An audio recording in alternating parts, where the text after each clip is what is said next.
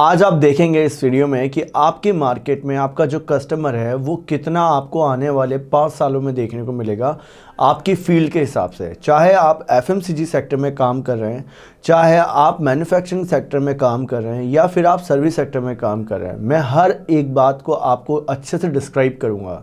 ये premium content मैं इसीलिए लेकर आया हूं ताकि आपको पता चले कि आपकी जो इंडस्ट्री है वो कितना ग्रो करेगी और किस तरह से आपको अपने बिजनेस में अपने कस्टमर्स को देखना चाहिए जिससे आपको अपने बिजनेस में ग्रोथ मिले। अगर आप पहले से ही कोई बिजनेस कर रहे हैं या करना चाहते हैं तो ये दोनों ही प्रोफाइल वाले पर्सन्स के लिए ये वीडियो काम का रहने वाला है। तो इस वीडियो को शुरू करते हैं और करते हैं काम की बात, जहां मैं आपको अच्छे से समझाऊंगा। तो वीडियो में बहुत शांति से बने रहिएगा, अकेले में बैठ जाइएगा क्योंकि हम अच्छे से डिस्कस करेंगे। ये और वीडियोस की तरह नहीं रहने वाला है मेरा वीडियो। यहाँ पे मैं बहुत डीपली आपको समझाऊंगा कि कैसे आपको कस्टमर्स की प्रोफाइल देखनी है आने वाले टाइम में।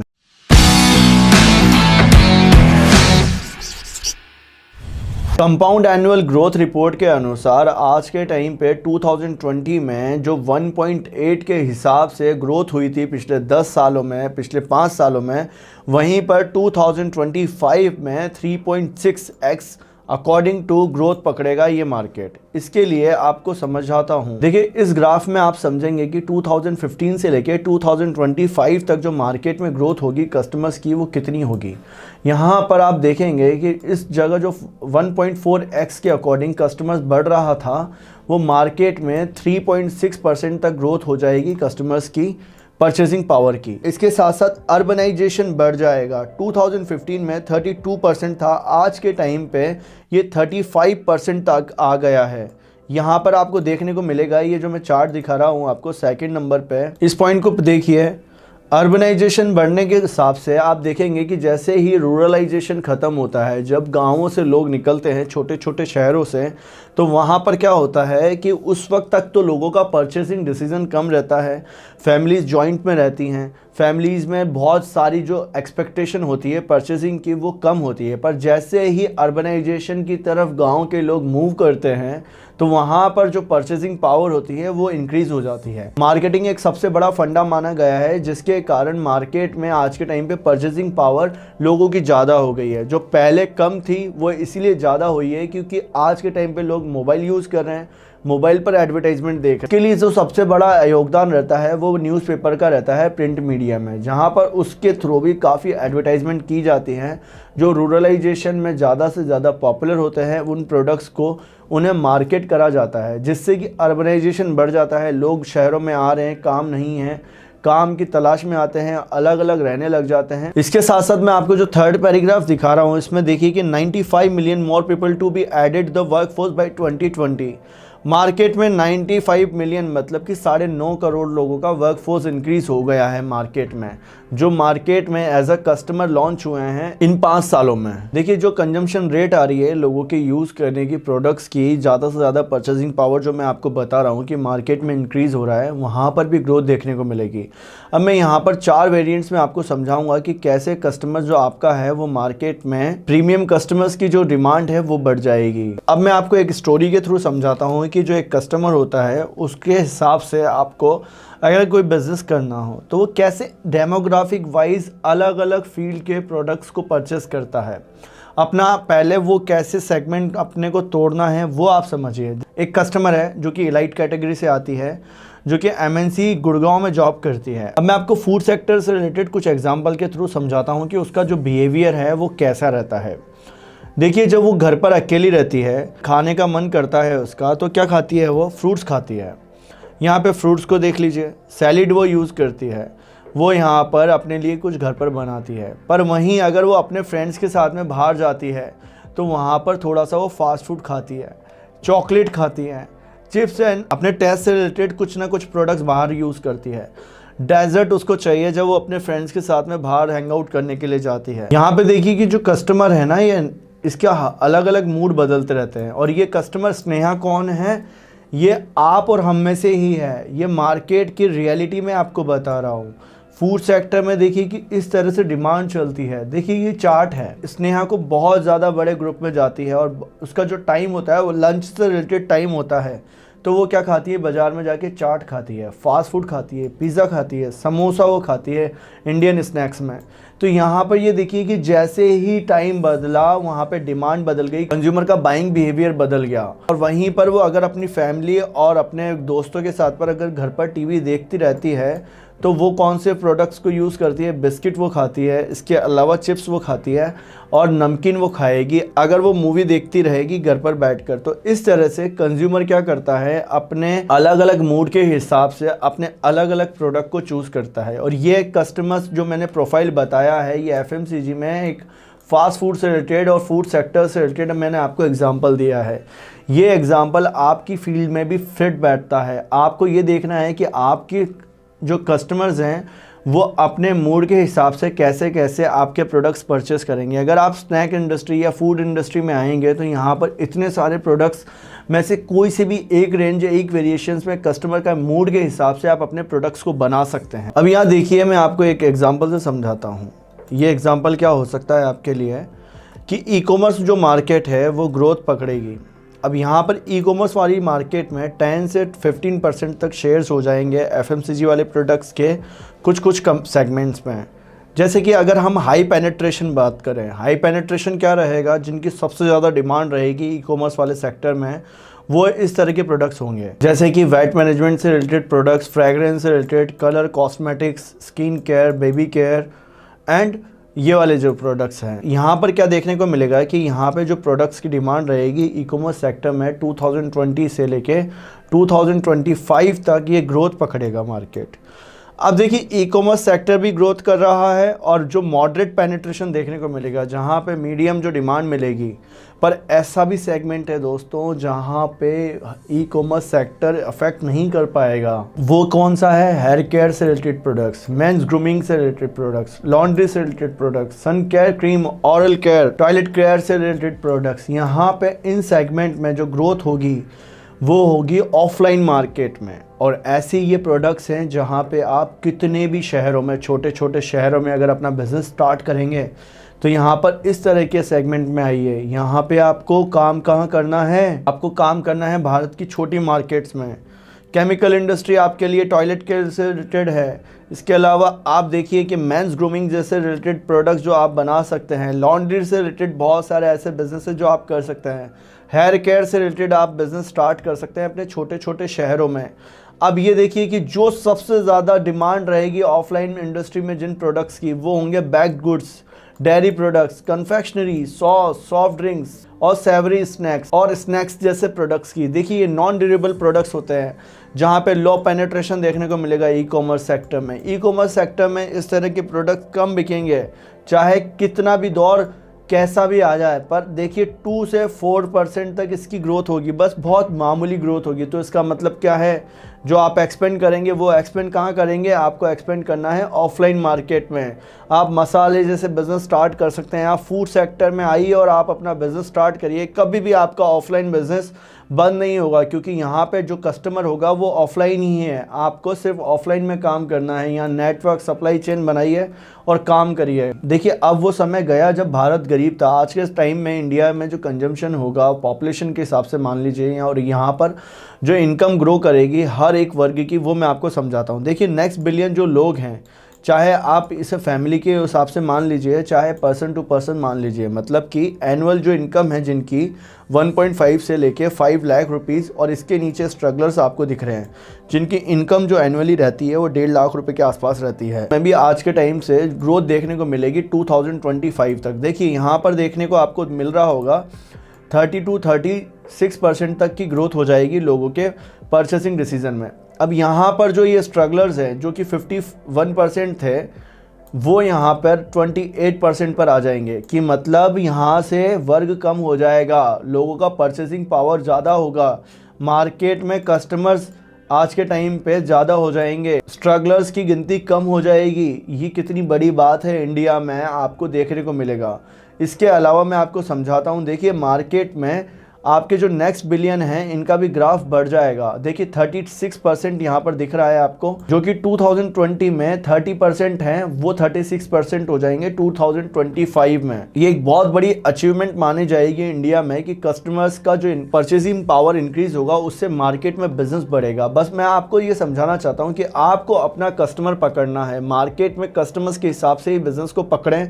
ऐसा ना करें कि आपने किसी और को देख के अपना बिजनेस शुरू करा है, और अगर आप किसी और को देख के बिजनेस शुरू करते हैं तो वहाँ पर भी ये देखिए कि आप किस कस्टमर को टारगेट करना चाहते हैं। अगर आपको कस्टमर का प्रोफाइल पता चल जाता है तो वहाँ आपकी आधी जीत हो जाती है। देखिए मार्केट में जो एस्पायर्स हैं, जिनका अच्छा इनकम है, वो कस्टमर्स भी इंक्रीज होने वाला है। देखिए यहाँ पर देखिए 5 to 10 लाख रुपीज़ तक इनकी जिनकी इनकम है वो यहाँ से 31 से लेके 25 तक ग्रो करेंगे।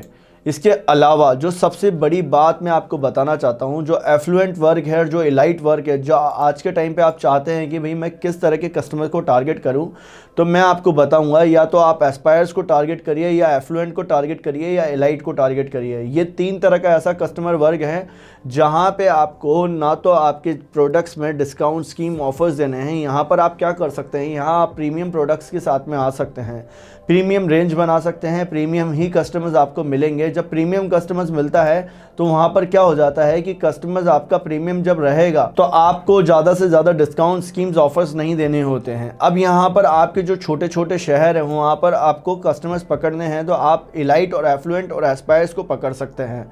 इसके साथ साथ जो आज के टाइम पे एनुअली इनकम हो रही है वो ग्रोथ करेगी हर एक वर्ग की। जो मैंने लास्ट वाली स्लाइड में आपको बताया था कि एफ्लुएंट, एलाइट, इस जैसे जो कस्टमर्स हैं इनका जो कंजम्पशन बढ़ेगा वो ज़्यादा होगा। देखिए 48% तक ये कस्टमर्स मार्केट में अपने जो परचेसिंग पावर है उनको इंक्रीज़ करेंगे। कस्टमर्स का जो प्रीमियम पोर्टफोलियो है वो इंक्रीज़ होने वाला है।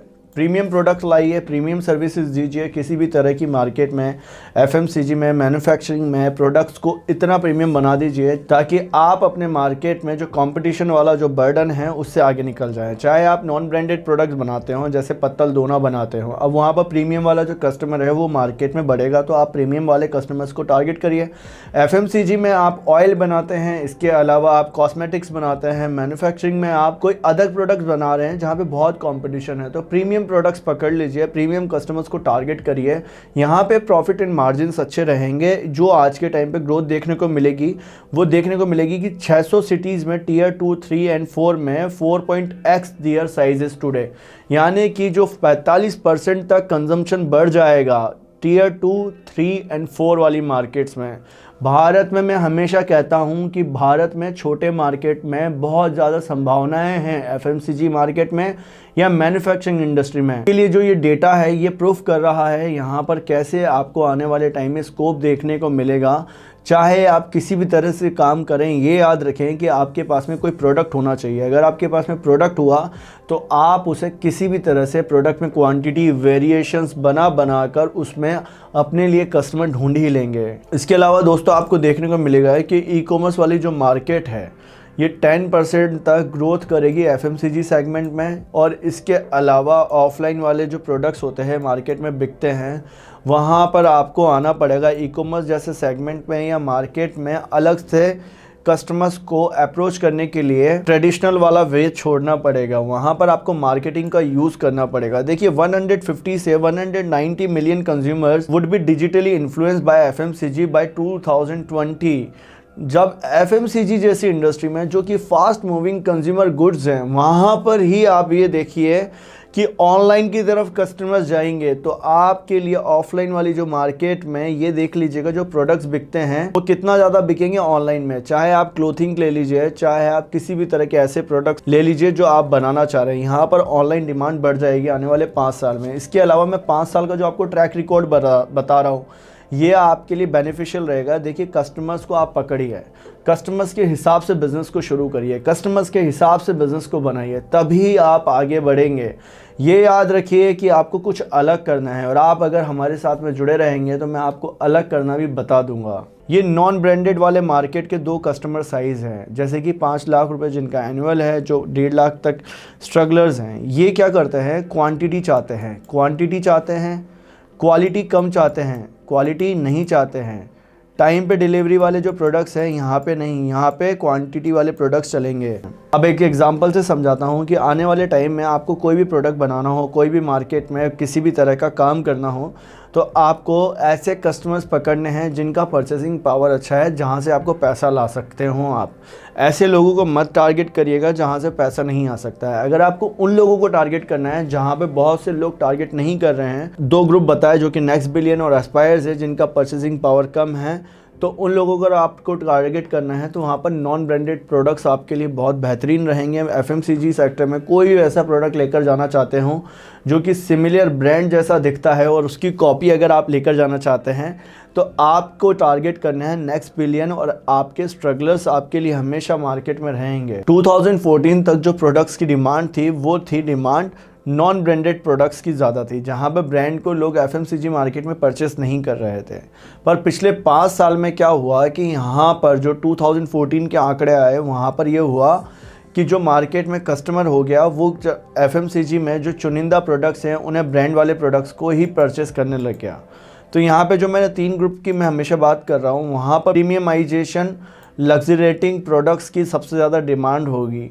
आप किसी भी तरह की इंडस्ट्री में आएँ, किसी भी तरह के प्रोडक्ट्स बनाएं, जहाँ पे आपको काम करना है तो आप प्रीमियम बनाएं। अगर आपको लगता है 2014 के बाद में एफएमसीजी में आना है, जैसे कि ऑयल लेकर आना हो, आपको कॉस्मेटिक्स का इंडस्ट्री में आना हो, तो आप वहाँ ये देखिएगा कि आपको प्रोडक्ट को प्रीमियम पैक करना होगा। प्रीमियम नहीं पैक करेंगे, उसकी पैकेजिंग को ध्यान से नहीं बनाएंगे, तो आप टारगेट नहीं कर पाएंगे उस कस्टमर को जो कि आज के टाइम में प्रीमियम प्रोडक्ट परचेस कर रहा हो। इसका एग्जांपल मैं आपको बताता हूँ। जैसे कि मार्केट में बियर्ड रखने का 2015 में एकदम से क्रेज़ बढ़ा, और उस क्रेज़ के बढ़ने के कारण बियर्डो करके एक कंपनी लॉन्च हो गई और उसने अपने प्रोडक्ट्स की जो क्वांटिटी और वेरिएशंस बनाए वो बियर्डो में बहुत अच्छी पैकिंग करके एक ऑयल को पैक करके दे दिया। अब हालांकि उस ऑयल से कोई खासा बेनिफिट नहीं मिला लोगों को, पर वहाँ पर प्रीमियम पैकिंग और डिजिटल मार्केटिंग के जरिए कस्टमर्स ने उस तरह के प्रोडक्ट्स को पिक करा और मार्केट में उस कंपनी ने बहुत अच्छा रेवेन्यू कमाया।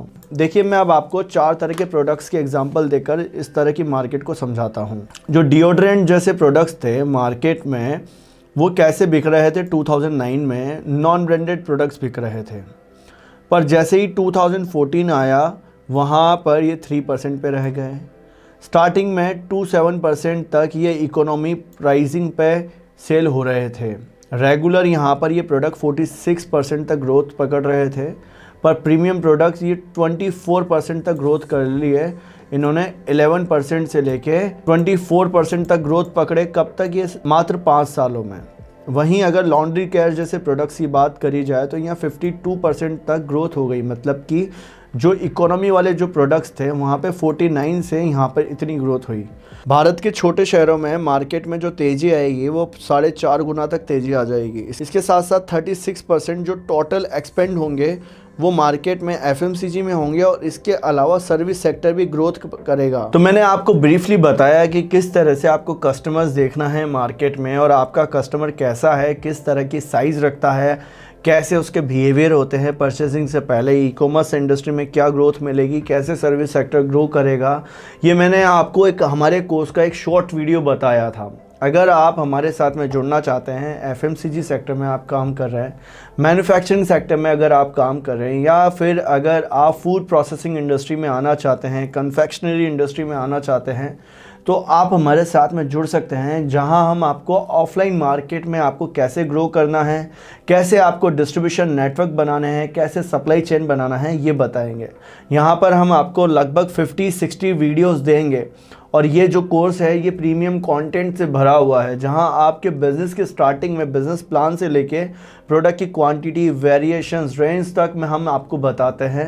इसके अलावा सप्लाई चेन में, नेटवर्क में आपको रिटेलर, होलसेलर, डिस्ट्रीब्यूटर्स कैसे बनाने हैं, कैसे अपने शहर में काम करना है, ये हम आपको बताएंगे। तो अगर आप हमारे साथ में जुड़ना चाहते हैं तो इन नंबर पर कॉल कर सकते हैं या व्हाट्सएप कर सकते हैं, जहां हमारे बिजनेस एक्सपर्ट्स आपको बताएंगे कि कैसे काम करना है। और आप हमारी वेबसाइट और एप्लीकेशन पर जाकर देख सकते हैं कि किस तरह से हमने हमारे कोर्सेज को बनाया है।